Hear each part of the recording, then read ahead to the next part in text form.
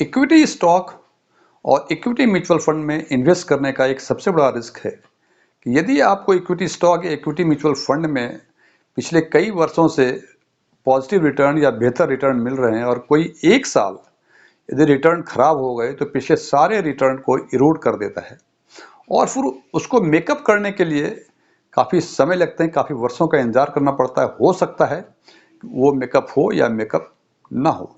इसी के लिए एक प्रूडेंट इन्वेस्टर्स को मेरे विचार से वैसे फंड को सेलेक्ट करना चाहिए जो कंसिस्टेंट परफॉर्मेंस देता हो। अब सवाल ये है कि कंसिस्टेंट परफॉर्मेंस किसको बोलते हैं? क्या मैं CAGR देख लूं या कुछ और देखूं? मेरे विचार से कंसिस्टेंट परफॉर्मेंस वो फंड है जो हर साल एवरी ईयर इंडिविजुअली, जैसे 2013 में भी अच्छा रिटर्न दे, 14 में भी दे, 15 में भी दे, 20 में भी दे, 21 में भी दे, 22 में भी दे, वैसे फंड जो अच्छे रिटर्न हर साल दे उसको कंसिस्टेंट रिटर्न मानते हैं। अब अच्छा रिटर्न मीन्स व्हाट? यदि आप ये सोचते हैं कि यदि पिछले 10 साल में मैं देखना चाहूं कि वो फंड जिसने कंसिस्टेंट रिटर्न दिया है, अच्छा रिटर्न दिया है और वो अच्छा रिटर्न 10% है, तो इक्विटी फंड में कोई ऐसा फंड नहीं मिलेगा जो पिछले 10 साल में हर साल 10% या उससे अधिक रिटर्न दिया हो। तो इसका हमने एक क्राइटेरिया सोचा, एक पैरामीटर डिसाइड किया और हमने सोचा कि मैं उन इक्विटी फंड को सिलेक्ट करता हूं जिन्होंने पिछले 10 साल में कभी भी नेगेटिव रिटर्न नहीं दिया है। हम मानेंगे और उन फंडों में से हम शॉर्टलिस्ट करेंगे कौन सा फंड बेहतर है जिसको हम माने कि ये कंसिस्टेंट परफॉर्मेंस दे रहा है। एक चीज और ध्यान ध्यान दें, मैं यहां चर्चा कर रहा हूं इक्विटी फंड की। इक्विटी फंड सेबी के डेफिनेशन के हिसाब से वो फंड है जो प्रीडोमिनेंटली इक्विटी या इक्विटी रिलेटेड इंस्ट्रूमेंट में इन्वेस्ट करते हैं और मैंने प्रीडोमिनेंटली को माना है कि वो 80% या उससे अधिक इक्विटी या इक्विटी रिलेटेड इंस्ट्रूमेंट में इन्वेस्ट करे, उसको हम मानेंगे कि इस फंड ने प्रीडोमिनेंटली इक्विटी में इन्वेस्ट किया है। सो हमने जो भी फंड शॉर्टलिस्ट किया है उसमें इक्विटी या इक्विटी रिलेटेड इंस्ट्रूमेंट में इन्वेस्टमेंट 80% और मोर है। हालांकि कुछ एनालिस्ट इस स्कूल ऑफ थॉट से डिफर करते हैं, वो कहते हैं कि 65% के ऊपर जो भी फंड है, मीन्स 65% के ऊपर जो भी फंड इक्विटी या इक्विटी रिलेटेड इंस्ट्रूमेंट में इन्वेस्ट करते हैं वो सारे इक्विटी फंड हैं। हालांकि ये गलत नहीं है लेकिन ये पूरा सही भी नहीं है। ये प्रोविजंस जो है फॉर टैक्सेशन पर्पस, ये सेबी के गाइडलाइन के हिसाब से ये नहीं है। तो हम बात करते हैं इसी बात पे कि वो कौन से फंड हैं जिन्होंने पिछले 10 साल में हमेशा पॉजिटिव रिटर्न दिए हैं।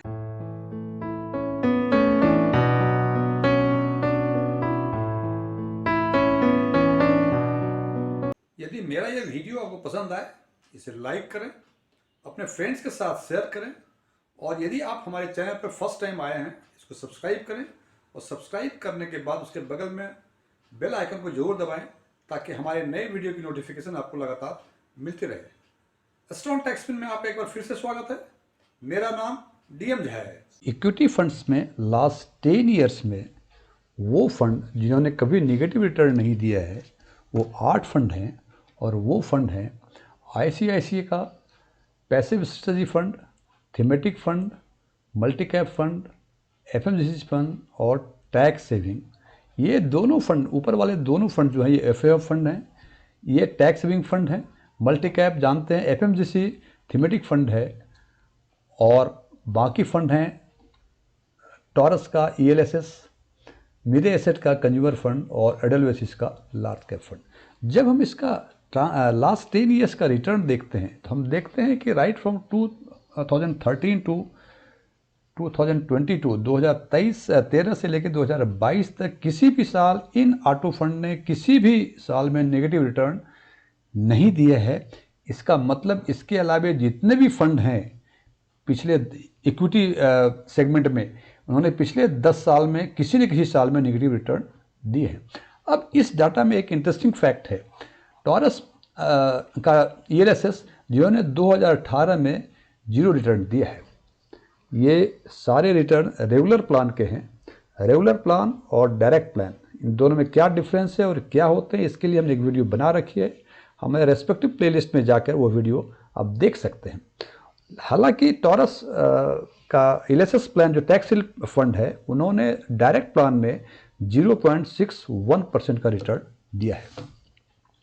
अब यदि हम देखते हैं कि लास्ट 10 ईयर्स में किस फंड ने किस वर्ष में सबसे अच्छा परफॉर्म किया है या सबसे खराब परफॉर्म किया है, या यूं कह सकते हैं कि किन किन फंड ने किन वर्षों में सबसे अच्छा परफॉर्म किया है और खराब परफॉर्म किया है, तो हम देखते हैं कि आईसीआईसी का दोनों एफएफ फंड जो हैं उन्होंने 2023 में सबसे खराब प्रदर्शन किया है, 2013 में, सॉरी, 2016 में एफएमजीसी का आईसीआईसीआई और एडलवेसिस का लार्ज कैप इन्होंने काफ़ी खराब परफॉर्म किया हुआ है। 2018 में खराब means among these 8 funds worst perform किया हुआ है। 2018 में टॉरस का ईएलएसएस, आईसीआईसी का मल्टी कैप, मेरे एसेट का कंज्यूमर फंड और आईसीआईसी का ईएलएसएस इन्होंने खराब प्रदर्शन किया हुआ है। तो हम देखते हैं कि पिछले 10 साल में खराब परफॉर्म करने वालों में से 3 ईयर हैं, 2013, 2016 और 2018। यदि सबसे खराब परफॉर्मेंस की बात करें तो हम 2018 की बात करेंगे, बिकॉज इस साल out of this 8 funds 4 funds ने खराब प्रदर्शन किया है और 2016 और 2013 में 2 फंड ने खराब परफॉर्म किया है। अब बात करते हैं उस ईयर की जिसमें इन 8 फंड ने से अपने अपने रेस्पेक्टिव ईयर में सबसे बेहतरीन प्रदर्शन किया है लास्ट 10 ईयर्स में। तो हम देखते हैं कि 2014 में आईसीआईसी का मल्टी कैप, आईसीआईसी का टैक्स सेविंग और एडलवेसिस का लार्ज कैप, इन 3 फंड ने 2014 में सबसे अच्छा परफॉर्म किया है। 2017 में टॉरस का ईएलएसएस, आईसीआईसी का एफएमजीसी फंड और मेरे एसेट का कंज्यूमर फंड इन्होंने सबसे अच्छा प्रदर्शन किया है। और कोरोना ईयर जिसको हम 2021 बोलते हैं, इसमें आईसीआईसी के दोनों fund of fund, passive strategy fund और थीमेटिक एडवांटेज फंड, इन्होंने काफ़ी बेहतर प्रदर्शन किया है। ये बातें हो गई किस फंड ने किन वर्षों में लास्ट 10 ईयर्स में अच्छा किया है या खराब किया है।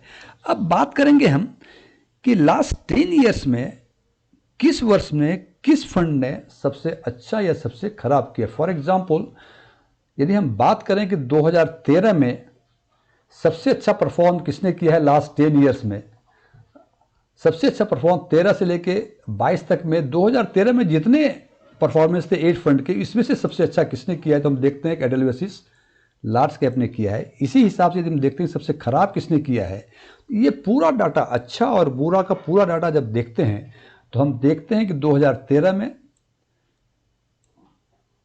आईसीआईसी प्रूडेंशियल ने सबसे खराब 0.27 किया है, और जबकि इस फंड का सबसे अच्छा प्रदर्शन जो है ये 2021 में 30.29% का है। 2013 में जितने का परफॉर्मेंस सबसे खराब किया है, सबसे अच्छा किया है ये एडलवेसिस लार्ज कैप में, 14 में खराब किया है आईसीआईसी का थीमेटिक एडवांटेज, और सबसे अच्छा किया है उन्होंने आईसीआईसी का टैक्स फंड, ईएलएसएस फंड। 15 में सबसे खराब किया है आईसीआईसी का एफएमजीसी, और सबसे अच्छा किया है आईसीआईसी का एफएमजीसी, और सबसे खराब किया है एडलवेसिस का। इसी हिसाब से हम देखते हैं कि एवरी ईयर लास्ट 10 ईयर्स में एक पर्टिकुलर ईयर में किसी फंड ने अच्छा किया है, लोएस्ट अमॉन्ग दीज 8 और हाईएस्ट। ये डाटा आपके सामने मौजूद है। यदि हम इस पर कुछ और चर्चा करें तो हम देखते हैं इस 8 फंड में से 2 फंड ईएलएसएस है। ईएलएसएस किसके किसके हैं? टॉरस का ईएलएसएस है और आईसीआईसी का ईएलएसएस है।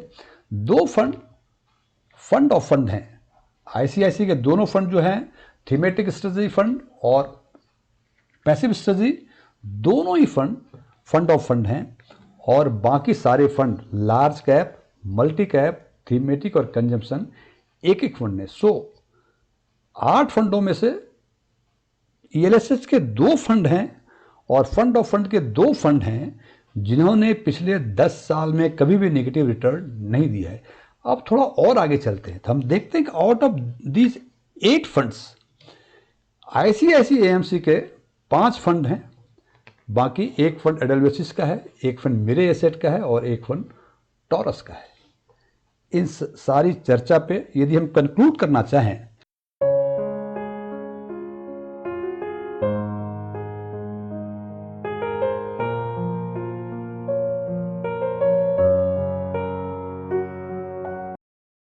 तो हम देखते हैं ये 8 फंड हैं और हमने कैलकुलेट किया है कि किस फंड ने पिछले 10 साल में बेस्ट परफॉर्म किया आउट ऑफ दीज 8 फंड्स, किस फंड ने लास्ट 10 ईयर्स में सबसे वर्स्ट परफॉर्म किया है आउट ऑफ दीज 8 फंड्स, और किसने ना अच्छा किया है सबसे ना सबसे बुरा किया है।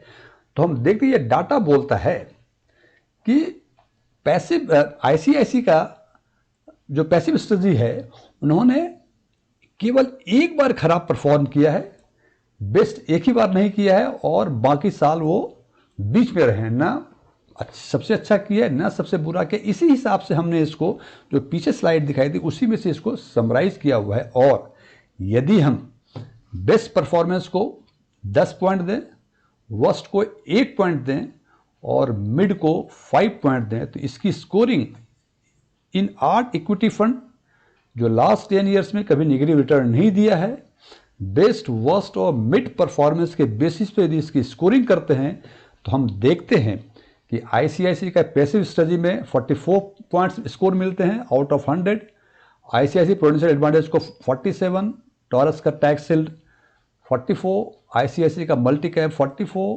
आईसीआईसी का एफएमजीसी 59, मेरे एसेट का कंज्यूमर 55, आईसीआईसी का टैक्स फंड 55 एंड एडलवेसिस का लार्ज कैप रेगुलर फंड का 43। और यदि इसका रैंकिंग के हिसाब से यदि हम देखें तो हम देखते हैं इस रैंकिंग के हिसाब से ICICI Prudential FMCG fund comes at the top rank, Mirae Asset का कंज्यूमर फंड सेकंड पे और आईसीआईसी का long term equity fund tax saving fund third पे। अब आप कहेंगे कि मेरे एसेट और आईसीआईसी का टैक्स सेविंग फंड दोनों का स्कोर बराबर है, तो मैंने मेरे एसेट को सेकंड क्यों दिया और आईसीआईसी प्रूडेंशियल को थर्ड क्यों दिया? इट इज ओनली बिकॉज यदि आप डाटा देखेंगे, पीछे स्लाइड देखेंगे, तो जो आईसीआईसी टैक्स सेविंग का जो लोएस्ट लास्ट 10 ईयर्स में जो लोएस्ट परफॉर्मेंस है वो 0.5% है, जबकि मेरे एसेट ग्रेड कंज्यूमर फंड का इट इज 1.87% और हाईएस्ट जो है इट इज अराउंड 51% दोनों का है। सो हमने मेरे एसेट को रैंक के हिसाब से सेकंड दिया है और आईसीआईसी टैक्स सेविंग को थर्ड दिया है, हालांकि दोनों में बहुत खास फर्क नहीं है। Before closing of this video मैं आपको बताना चाहता हूं कि ये उनके लिए है जो कंसिस्टेंस परफॉर्मेंस, ये जो 8 फंड जो सिलेक्ट किया है बेसिस क्या है कि कंसिस्टेंस परफॉर्मेंस दिया है। इन्होंने कभी भी पिछले 10 साल में नेगेटिव रिटर्न नहीं दिया है। इन 8 फंडों में से ये फर्स्ट सेकेंड थर्ड हैं।